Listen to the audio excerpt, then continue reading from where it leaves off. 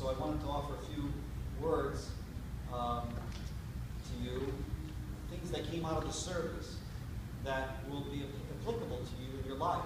The service has a lot to teach us, believe it or not. This service that we just did today, to ask God to come and bless your marriage, this service has a lot to teach us about married life. And so let me go over a few of those things with you now. So at the beginning of the service, right, we were holding the candles, right? And those candles are, of course, lit, and the gentleman been so gracious to hold them throughout the rest of the service. Now, those candles were, of course, lit. And that symbolizes that in your life, you will have the light of Christ to guide you in all things. Without the light of Christ, it's very easy to stumble, to trip, and to fall. Okay? The light of Christ comes from reading the Bible, from praying, going to church, and receiving the sacraments. Okay? This is how we receive the light of Christ, His teaching, His wisdom, His knowledge to help us live our lives. So never forget those candles, because those candles, okay, symbolize that you need and you will have God's light to guide you in all things. Then we bless the rings. We blessed you 3 times each with the rings, right? And what's the shape of a ring? The shape of a ring is a circle. And a circle has no end. We pray this day that your marriage will have no end. We also bless the crowns. Okay? We blessed you 3 times each with those crowns and place them on your heads. Okay? Symbolizing today that you are like a king and a queen. Of course, today you are dressed kind of like a king and a queen, right? And it's a beautiful thing. Okay? And everybody's here to honor you. Okay? Like a king and a queen this day. So having that in mind, though, it's not just about the day, the wedding day, right? What does that symbolize for your life together as a couple? That means that when today, after the party's over and after your honeymoon and all the celebrations are finished, you will go back to your own home. And what will you be in your home? You will be the king and the queen of your home. Okay? And your home will be like your kingdom. But what kind of kingdom do you want? Do you want a kingdom of peace and harmony and love? Of course you do. You will make that your kingdom of peace and love and harmony. It's yours to do with what you want. You will make it that way. Okay?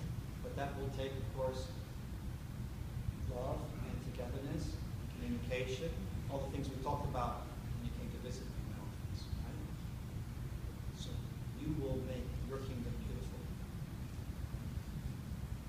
Then you partook of a common cup of wine. Right? What is wine? Wine is a bittersweet drink. Right? And it symbolizes in life you will taste the same joys and sorrows. And what does that mean? That means that, like today, in the celebratory times that we celebrate and we enjoy, that you will be together, of course, enjoying each other's company, and enjoying the beautiful things that are happening. But it also means that in difficult times, and there will be difficult times, everybody goes through them, right? You will be where? Together, just like you are today.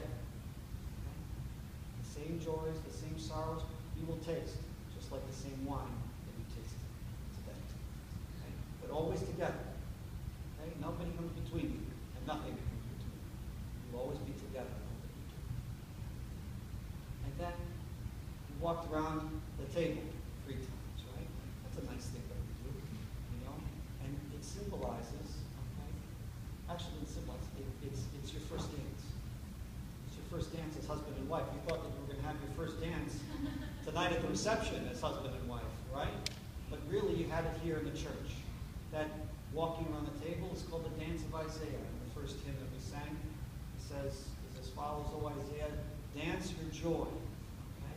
And this is the dance of Isaiah that we did just now as we went around the table. And so you had your first dance in the house of God.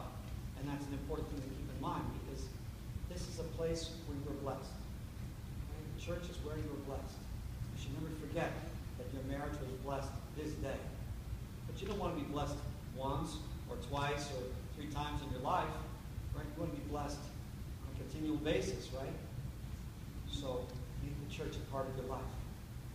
Okay? Always return back to the place where you had your first dance. Okay?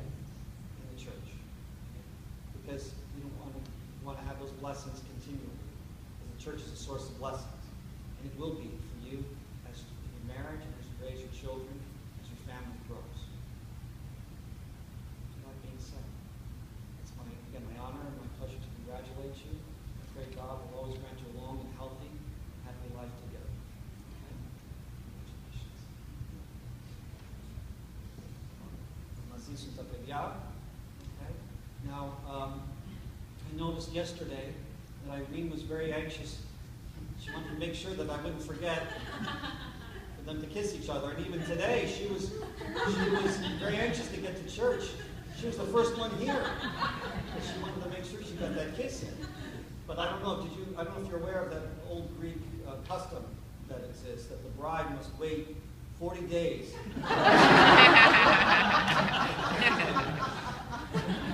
But we're going to throw that one out.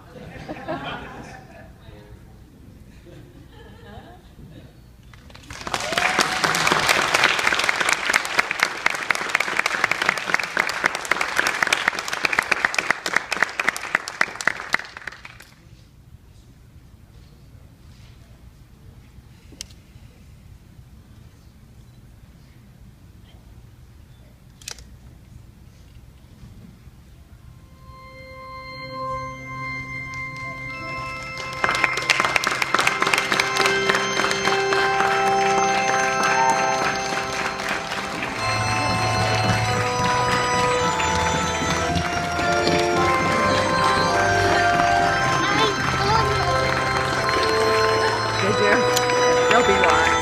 Yeah.